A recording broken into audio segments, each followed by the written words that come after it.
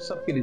और आज का अगर कलाम आप सीख गए ना, यकीन जाने आप कहेंगे कि हकीकत में शायद ऐसे है कि जैसे मसीहत का जो सही ख्याल है वो सीखा ही मैंने आज है।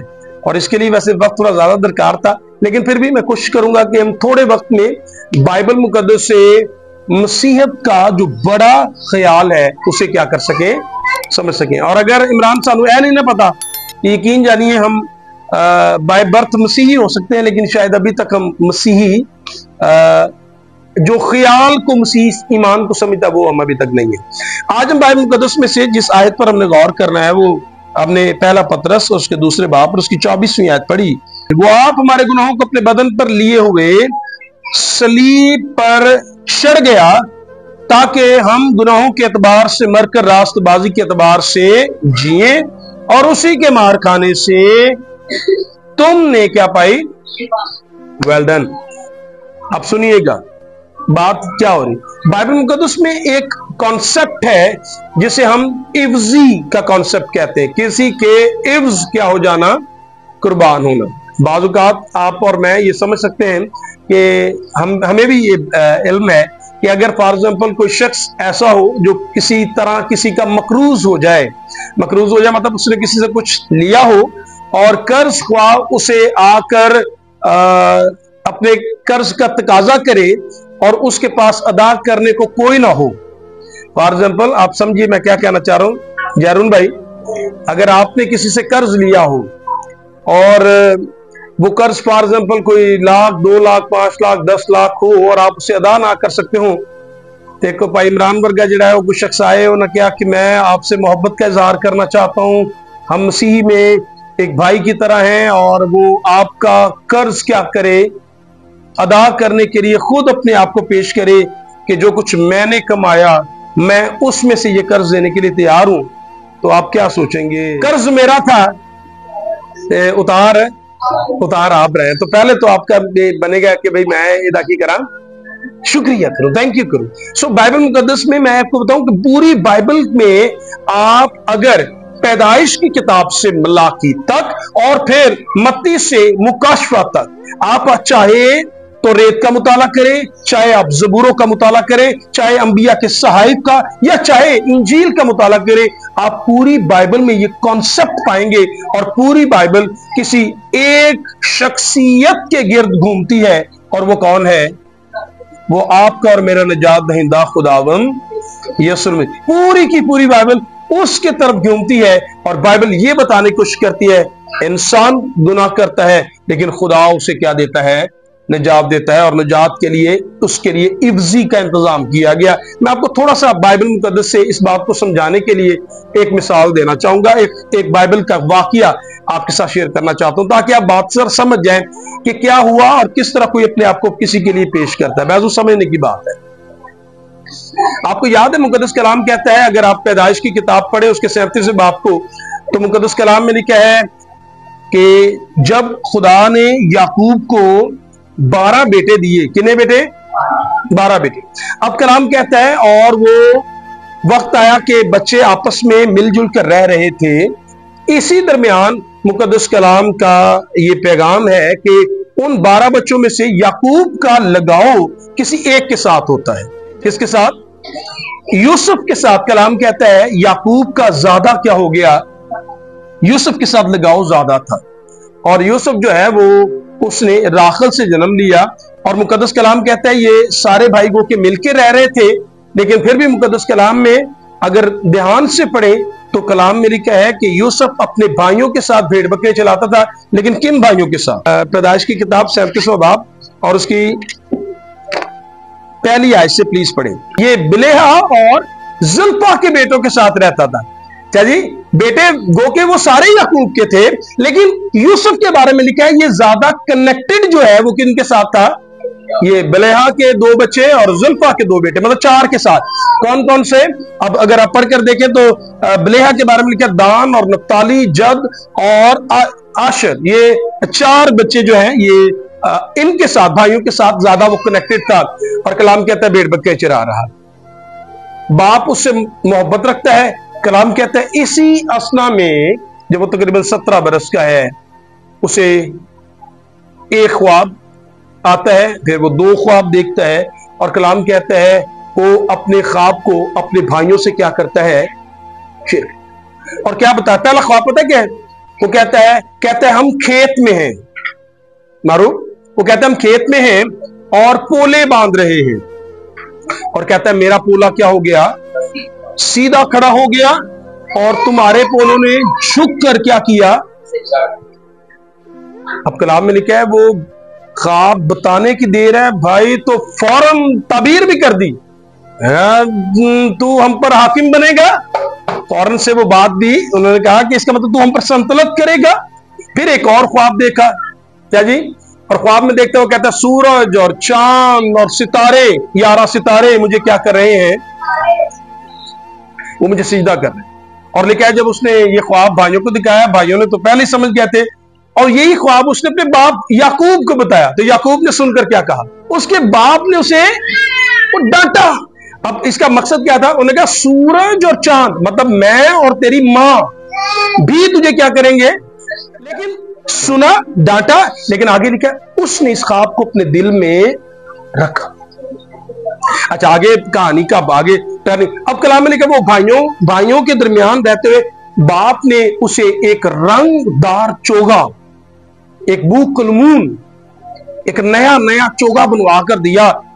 यूसुफ ने जब वो चोगा पहना, साफ पता लग रहा था कि बाप इस बात में कहीं ना कहीं यूसुफ से ज्यादा क्या कर रहा है, प्यार कर रहा है। भाइयों ने उससे थोड़ा सा बुग़्ज़ रखा, हसद रखा, और कलाम में लिखा है उससे हसद। अब और फिर वो बाप अब उनके कामों की खबर भी आपको देता था, जो कर देने उसकी खबर देता था। और कलाम में लिखा है उसके भाई भेड़ बकरी चराने के लिए निकले हैं, 2-3 का एक इलाका है, सिक्कम से आगे निकले, और कलाम में लिखा उसका बाप कहता है जा अपने भाइयों की खबरगिरी लेकर आ।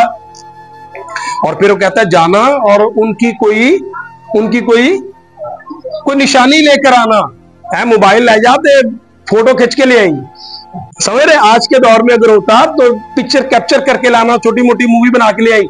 उस दौर में कोई निशानी लेकर आना, कोई आसा ले आना, कोई अंगूठी ले आना, कोई ऐसा साइन जिससे पता लगे कि तेरे भाई वहां पर क्या है, सलामती से, और तू अपने भाइयों से मिलकर शहर होके। अच्छा, कलाम में लिखा अभी वो दूर ही था और भाइयों ने देखा, कलाम में लिखा है उन्होंने कहा वो देखो ख्वाबों का देखने वाला, आओ इसे क्या करें, इसे कत्ल कर डाले, फिर देखते इसके ख्वाबों को क्या होता। अब इरादा था कत्ल करने का। अच्छा, अब जब नजदीक आया तो कलाम में लिखा है ये आपस में डिस्कशन चल रही है, और फिर किसी ने ये मशवरा दिया कि फिर भी साडा भरा है, मारिए ना। ये मशवरा किसने दिया, सबसे बड़ा भाई जो रोबन था, जो माँ बाप का पलौठा था, ये मशवरा उसने दिया। उसने कहा यार भरा है, मार दे, नहीं क्या करें, इसे कुएं में फेंक दे। और रोबन के दिमाग में पता क्या चल रहा था, वो कह रहा था ये कुएं में फेंका जाएगा, इसे यहां से निकालूंगा। एक बार जाकर बाप याकूब ने कहा एक करी ले आंदा है, अगो एदा की करी, आइंदा से ख्याल करें, एक बार बचा कर ले आए। तो इरादा ये था। अब कलाम में लिखा है कि जब वो पहुंचे, उन्होंने क्या किया, सबसे पहले जब नजदीक आया, इरादा था मारने का, लेकिन अब क्या हो गया, इरादा अब तब्दील हो गया। तो सबसे पहले उन्होंने पकड़ा और क्या किया, पहले कलाम में लिखा सबसे पहले उसका वो कोट जो उसने ऊपर पहना था, वो कोट क्या किया, बड़ा पाई फेरना है, वो कोट उसका उतार लिया। कोट उतारा, उसके बाद उसे एक कुएं में फेंका। कहता था कुआं खाली था। अब वो जब फेंक दिया गया और वो नीचे से आवाजें दे रहा है, और उसके भाई क्या कर रहे हैं, ऊपर खाना खा रहे हैं। यार आपका माइंड कबूल करता है, भरा थले सट के उत्ते रोटी खान डाले। कलाम में लिखा खाना खा रहे हैं, अच्छा जी, खाना खा रहे। और फिर रोबन क्योंकि वहां मौजूद नहीं था, एक काफिला वहां से आ रहा था इस्माइलियों का, क्यों ना इसे क्या करें, सील कर दे, बेचेंगे तो चलो कुछ पैसे मिलेंगे। और उन्होंने ये मशवरा पता किसने दिया था, याद रहे, ये यहूदा ने, ये किसने मशवरा दिया, यहूदा जो चौथे नंबर पर था, इन्हें मशवरा था। उन्होंने कहा यार मर गया की पैदा, आओ बेचिए, पैसे ले लेंगे। उसे बेच दिया। अब जब बेच दिया और इसे जाकर मार्केट में खड़ा किया, मिस्र में लेकर आए, और मिस्र में एक बार फिर से उसे जैसे जानवरों को बेचा जाता है, जाजू साहब, ऐसे मामू मार्केट में उसे खड़ा किया गया, बाजार में उसकी बोली लगी, और फिर मिस्र के एक शख्स जिसका नाम पोतीफर है, उसने उसे वहां से खरीद लिया। सो पहले उसके भाइयों ने बेचा, बाद में जाकर पोतीफर ने उस काफले से उन्हें क्या कर लिया और जाकर अपने घर में रखा और अपने घर में उसे ऑफिसर बनाया। नहीं, वो नौकर था, गुलाम था और नौकर था। लेकिन कलाम कहता है वक्त क्योंकि गुजर रहा है, अब कलाम कहता है पोतीफर का वक्त उसके साथ जो गुजर रहा है, पोतीफर कहता है मुझे मालूम होता है खुदा इसके साथ है। यूसुफ जिस काम को हाथ लगाता है उसमें बरकत आ जाती है। मैं आपको बताना चाहूंगा, खुदा साथ हो, बस खुदा साथ होगा, आप जिस काम को हाथ लगाएंगे वो क्या हो जाएगा, वो बाबरकत हो जाएगी। मिट्टी खुदावन के लोगों में हाथ में आकर क्या हो जाएगी, सोना हो जाएगी। ये खुदा की ताकत है, वो करना जानता है और वो करता है। ऐसे आप सिर्फ खुदा के साथ मुंसलिक हो जाए, वफादार हो जाए। यूसुफ ने यही किया, यूसुफ ने अपने आप खुदा के जोर दिया। कलाम कहता है खुदा ने उसे, नौकर था एक तरह से, एक मुकद्दस कलाम कहता है पोतीफर घर, वो उसके घर में कोई चीज ऐसी नहीं थी। अब आस्ता आस्ता हर चीज उसके इख्तियार में, इल्जाम लगाया गया, बेकसूर था, खुदा का गुनहगार होना नहीं चाहता था, इसी गुनाह ना करने के सबकी सजा पाता है। और कलाम में लिखा है उसकी बीवी का इल्जाम कि ये इब्रानी शख्स जो है वो मुझे बेआबरू करना चाहता था, उसे पोतीफर उसकी बात को नहीं सुनता और उसे कहां डाल देता है, उसे जेल में डाल देता। आप भी इस तरह दुआ करते, यूसुफ यकीनन दुआ करता होगा, खुदावंद कोई कुछ नहीं ऐसा किया, फिर क्यों ऐसा हुआ। अब वो जेल में है और जेल में भी होते होते कलाम कहता है वो खुदा उसे सरफराज कर रहा है। और जेल में दो लोग वहां पर थे, कैद थे, एक का नाम, एक डेजिग्नेशंस लिखी हुई हैं, औहदे, एक साकी था और एक नानपल। दोनों ख्वाब देखते हैं और यूसुफ उन दोनों के ख्वाबों की क्या कर देता है, एक मर जाता है, एक बहाल हो जाता है। कलाम में लिखा दोनों बाहर जाते हैं, चीजें भूल जाते हैं और यूसुफ कहां पड़ा है अभी तक, जेल में। कलाम कहते हैं फिर एक वक्त आया, फिरौन ने ख्वाब देख लिया और फिरौन जब ख्वाब देखता है वो मिस्र के जादूगरों को, नजूमियों को, फालगिरों को, सबको बुलाता है, आओ और मेरे ख्वाब की क्या करो। लेकिन कोई उसके ख्वाब की ताबीर। तब साकी को याद आता है, साकी कहता है आज मुझे मेरी खताएं क्या आई है। एक शख्स जब मैं जेल में था, मैंने ख्वाब देखा था, उसने मेरे ख्वाब की ताबीर मुझे, और जो कहा था वो हुआ था। बादशाह अगर तू उस कैदी को बुलाए वो तेरे ख्वाब की ताबीर कर सकता है। मुझे मालूम होता है कि खुदा उसके साथ है, वो तुझे बताएगा। और कलाम में लिखा यूसुफ को बुलाया गया और यूसुफ ने उसके ख्वाब की क्या की, ताबीर की। और जब ताबीर की तो कलाम कहता है उसे मिस्र का क्या बना दिया गया, मिस्र का हाकम बना दिया गया। और मुकद्दस कलाम कहता है फिर उन दिनों में, क्योंकि काल था और यूसुफ उसका मैनेजर था, डॉक्टर साहब ऐसे ही, और उस काल की वो मैनेजमेंट कर रहा था और 7 साल फसल होनी थी, 7 साल फसल होगी। बात को कुछ कहते जरा छोटा करें, 7 साल फसल होगी और फिर 7 साल फिर काल आएगा। अब कलाम में लिखा है 7 साल बड़ी फसल जमा की, जरूर 7 साल जमा की और आखिरकार जब काल आया तो लोग इर्द गिर्द के, जब खुराक खत्म होने लगी तो वो कहां पर आए, मिस्र में गल्ला लेने के लिए। और याकूब भी, क्योंकि वो मुल्क कनान में था, ये मिस्र में है, और कनान में जब गल्ला खत्म हुआ मामू रोटी नहीं सिला बन रही, रोटी कहां पर है, मिस्र में। तो उन्हें पता लगा मिस्र में खुराक मिल रही है, तो उसने अपने बच्चों से कहा जाओ जाके तो की लेके आओ, की लेके आओ, तो खुराक लेकर, रोटी अनाज लेकर आओ। वो सारे भाई चले और कितने भाई निकले, कितने भाई निकले गला लेने के लिए, कितने भाई निकले, 10 निकले। और पीछे के कितने छोड़े, एक भाई और एक बहन जिसका नाम दीना था, ठीक है, वो पीछे थे लेकिन बाकी आगे। अब 10 जी गए, गला लेने के लिए गए, और जैसे ये मिस्र में पहुंचे तो ये अब इस बात से अनजान थे कि जिस शख्स के सामने ये अब एहतरामन झुक रहे हैं वो उन्हीं का, दूर करते लगे हो, बादशाह सलामत जीता रहे, बादशाह सलामत जीता रहे, और ताजीमन उसके सामने झुक झुक कर लाइन के साथ उसके सामने खड़े हुए। और मुकद्दस कलाम में पढ़कर देखें, चाची लिखा है यूसुफ ने अपने भाइयों को पहचान लिया। कितने सालों के बाद मिले वो, आइडिया आपको देने लगो। जब वो चला था 17 साल का था। कितने साल का? जब बादशाह बना तब वो कितने साल, मतलब हाकिम बना तब कितने साल का था? 30 साल का। कितने साल हो गए नारू भाई? 13 साल। कितने साल? देखिए सीख लें, यहां से जब आप जाएं तो कुछ पता हो। शरण पता हो, मैं आज कहानी सीख के आया, मैंने आज कुछ समझ आई है। 13 साल। अच्छा 7 साल फसल हुई, कितने साल हो गए? 13 और 7 20 साल।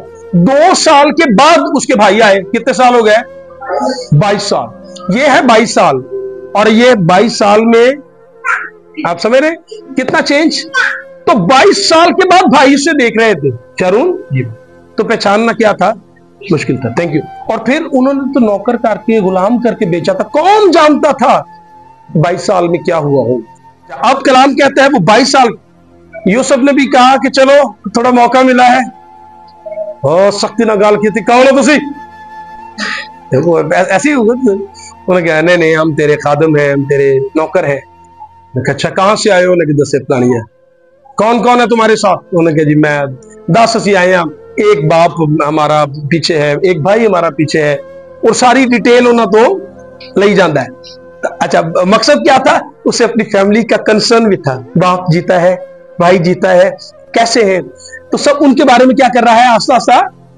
मतलब मुझे मालूम होता तुम जासूस हो, मुखबरी करना आए हो। उन्होंने कहा नहीं नहीं नहीं जी कोई गल। अच्छा फिर सख्ती से आना, बंद करो सारे ने, सबको क्या कर दिया? अच्छा जी सारे ने अंदर देता। अब सारे जेल में उन्होंने उथे एक दूजे आखन फंस गए हैं। काश जब हमारा भाई हम पे कह रहा था हम सारते रहम करो, असी गल मान लें, ऐसा नहीं की, गलती की थी। मुकद्दस कलाम में लिखा है वो परेशान थे, और तीसरे दिन फिर दोबारा से दिया, उन डरे हुए, फिर जेल तो बाहर आए, फिर डरे हुए। और कलाम में लिखा है उसने कहा मुझे पता तुम जसूस हो। उन्होंने कहा नहीं जसूस नहीं। उसने कहा फिर साबित कैसे करें? उसने कहा एक यहां पर रोके और बाकी जाओ। किसको रोका गया? रोका गया शमौन को। किसको? शमौन। किसको? क्यों? अब याद रहे पहले सबसे बड़ा कौन था? रोबन। रोबन तो वहां पर कह रहा था वो अपनी जुबान इब्रानी मैं तेन दसा ना बच्चे तो जुल्म ना करिए, वो बच्चे दियां जड़ियां ना सानू दुआवां लग गई ने, बद दुआवां मतलब शायद कह रहे हैं, तो वो बच्चे की हाय हमें लग गई, हाय हाय जो करता काश सुन लेंदे। पर यूसुफ तो समझ रहा था, उन्होंने नहीं पता कि यूसुफ को समझ आती है, क्योंकि यूसुफ वो इब्रानी तो नहीं बोल रहा था उनके सामने, वो तो मिस्री लैंग्वेज बात कर रहे थे। अब वो समझ रहा था कि याकूब ने हाथों से अपना रोबन ने कि मैं जाना ना छड़ दे। अच्छा अब बड़ा कौन था? मामू बड़ा कौन सी? रोबन। तो रोबन ने तो कहा छड़ दो, और रोबन के बाद बड़ा कौन था? शमौन। तो उसका मतलब उसके बाद बारी किसकी आ गई? यूसुफ ने आके शमौन नु फड़ो ते बाकी जाओ, ओनू फड़ जेल दिता, इन्होंने कहा इन्हों की नकदी इनके वापस कर दी, वो जो पैसे ये जो जाके उन्होंने बोरा खोले उन्होंने कहा मर गया भाई। वो अब्बे ने कहा पैसे क्यों वापस ले आए? उन्होंने कहा सानू नहीं पता किवें आ गए, लेकिन आए हैं। अगली बार उसने कहा भी हुण भरा नाल लैके आया जी, जेड़ा छड्ड के आए पीछे। खाना जब तक खाते रहे तब तक ठीक होना गया, भी हुण वापस चलिए। वो आके भी भरा साडे नाल टोर याकूब नूं आखना बिन्यामीन हमें दे तुम जाए, वो आंदा ना मैं नहीं देना। उन्हें क्यों? उन्हें कहा क्यों? यूसुफ मर गया हूं, तू ये भी नहीं जाओ मारू नहीं नहीं नहीं ये नहीं दे। उन्हें कहा अब्बा जी ये नहीं दोगे तो एक भरा पहले होते काबू है, तो ठीक है फिर हम नहीं जा सकते। आखिरकार खुराक की कमी की वजह से आखिरकार उसे साथ देना पड़ा और वो साथ चला गया। समझ आ रही बात? अब जब 7 दिन चला गया तो जब वहां पर गए तो कलाम में लिखा है जाते ही उन्हें रिसेप्शन दिया गया, बादशाह ने उनको दावत दी, सबने सबको बिठाया, वो तरतीब के साथ बिठाया। अब हैरान तो होंगे कि बादशाह को किवें पता है बड़ा कौन छोटा कौन है, कौन है कौन। तरतीब के साथ टेबल पर बिठाया। हुण डरे सहमे बादशाह करे की करूए, वो जाते ही जाके आखर असी पिछली यारा दे पैसे वापस लैके आए हैं, सानू नहीं पता किवें आ गए। उन्हें कहने नहीं खुदा तो दिते उनकी कोई गल नहीं। खाना खाया और आखिर में वो भाई भी लेकर आए, उन्होंने कहा जाओ वापस जाओ। बादशाह ने कहा कि ये मेरा सोने का प्याला जो है जिससे मैं फाल खोलता हूं, ये आपने बिन्यामीन के बोरे में। जब ये वापस गया ना मिर्जा अपना किधर गया अपना मरू वापस जाने लगे अब ये बोरे के अंदर जो सोने का प्याला था वो किसके बोरे में था? ये वापस जाने लगे। कलाम कहता है यूसुफ ने गाड़ा किया, जाओ जा पढ़ो ना सारे। वो गया ना गया तो बादशाह तो प्याला चुक लिया आंदा है। उन्होंने कहा नहीं साहब ये क्यों करांगे? उन्होंने कहा नहीं नहीं है। तलाशी शुरू हुई, ऊपर से शुरू किया, एक एक एक एक एक, एक करके, और आखिरकार वो प्याला किसके बोरे में से निकल आया? बिन्यामीन के से निकलने की देर थी, वो तो सर पे हाथ रख के वहीं पर बैठ गए। वापस आए बादशाह के पास। बादशाह ने कहा जिसने मेरा गुनाह किया है इसको छोड़ो, और बाकी अगर आप थोड़ी देर के लिए सोचें, आज से पहले कभी ऐसा जब मौका आया था भाई को छोड़ने का, तो क्या उन्होंने भाई को छोड़ दिया था? जब यूसुफ की बात थी उन्होंने भरा जिथे जाता जाए की फर्क पैंदा है, उन्होंने भाई को छोड़ दिया था। इस बार कौन फंसा है? बिन्यामीन। तो वो अगर वो चाहते तो क्या भाई को यहां छोड़ सकते थे? नहीं। अगर चाहते कि बिन्यामीन ने चोरी की है, प्याला ना चुकदा, फंसा तो बिन्यामीन फंसा, सानू की फर्क पैंदा? वापस जा सकते हैं, नहीं जा सकते। लेकिन क्या वो वापस गए? बादशाह कह रहा है तुम जाओ, जिसने मेरा गुनाह किया है मैं ओदे नाल आप ही साफ कर लांगा। तो कलाम में पढ़कर देखें, वहां पर एक वाक्य जो मैं आपको बताना चाहता हूं जो खास है वो ये है। कलाम में क्या यहूदा सामने आया और हाथ जोड़कर बादशाह के सामने खड़े होकर कहता है बादशाह मैं तुझसे कुछ अर्ज करना चाहता हूं। उसने कहा जी। उसने कहा कि देख हमारी चोरी तो खुदा ने पकड़ ली है, हम क्यों कर अपने आप को बेगुनाह ठहराएं? उसने कहा बस हम पर एक रहम कर। उसने कहा कि अगर इस बच्चे के चोरी करने की सजा गुलामी है तो इस बच्चे को मेरे भाइयों के साथ जाने दे और मैं गुलाम होने के लिए तेरे पास तैयार हूं। अगर इस बच्चे की सजा कैद है, मेरे भाई को जाने दे, इसकी कैद सहने के लिए मैं तैयार हूं। अगर इसकी सजा वाजिबुल कत्ल है तो वो ये कह रहा था कि जो कीमत मेरे भाई को अदा करनी है इसे जाने दे। यहूदा कह रहा है वो कीमत कौन अदा करेगा? वो मैं अदा करूंगा।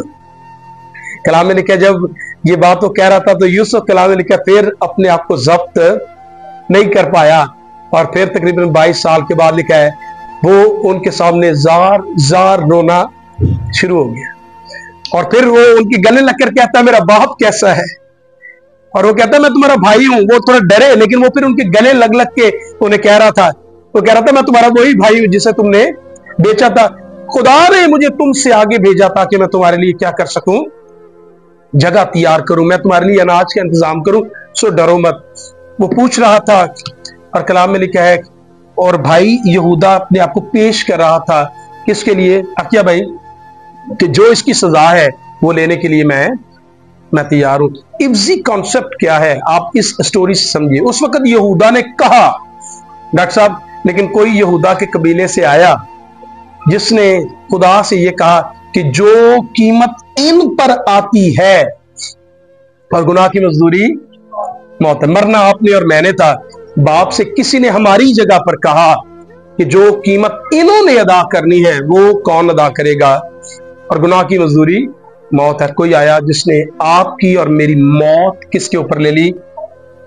वो मरा ताकि उसके मरने से हम क्या रहे? हम जीते रहे। आमीन। क्या समझ पाए कि इफ्जी कितना खूबसूरत पैगाम है बाइबल मुकद्दस का, कि कोई हमारी खातिर क्या हुआ है? मरा है, और उसके मरने के सबसे आप और मैं आप क्या होते हैं? हमारी जिंदगी हकीकत में किसी के सबब से है, और वो किसके सबब से है? वो यीशु के सबब से है।